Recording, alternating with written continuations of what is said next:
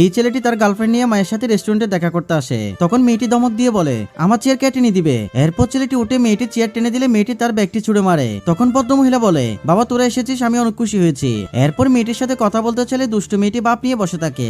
আর একটু পর মেয়েটি বলে আমার অনেক ক্ষুধা লেগেছে, তাড়াতাড়ি কিছু অর্ডার করো। তখন ছেলেটি পানির বোতল শান মেনে দিয়ে বলে আমি মায়ের সাথে একটু কথা বলছি, তুমি ততক্ষণে পানি খাও। তখন মেয়েটি রেগে গিয়ে বলে এই ছোট লোকের বাচ্চা, তোর কত বড় সাহস, তোকে বলেছি অর্ডার করতে আর তুই কিনা আমাকে পানি খাওয়ার জন্য বলিস। এরপর ওয়েটারকে ডেকে অনেকগুলো খাবার অর্ডার করে। তখন ছেলেটি বলে এতগুলো খাবার অর্ডার করেছে কেন, অযথা অপচয় করে লাভ কি। এরপর মেয়েটি রেগে গিয়ে বলে এই ভিখারি বাচ্চা, তোর আমার স্ট্যাটাস সম্পর্কে কোনো ধারণা আছে? তোর মতো ভিখারি ছেলের সাথে রিলেশন করাটাই আমার অন্যায় হয়েছে।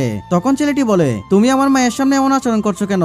তখন মেয়েটি বলে তোর মা কোন দেশের প্রেসিডেন্ট, যার সামনে কথা বলা যাবে না? এই বলে ছেলেটিকে আটকে রাখার চেষ্টা করলে ভদ্রমহিলা তাকে একটি চড় মেরে দেয়। এরপর বন্ধুরা কি হয় সেটি দেখার আগে তুমি যদি তোমার মাকে ভালোবেসে থাকো ভিডিওটা একটা লাইক দিয়ে চ্যানেলটি সাবস্ক্রাইব করো। এরপর ভদ্রমহিলা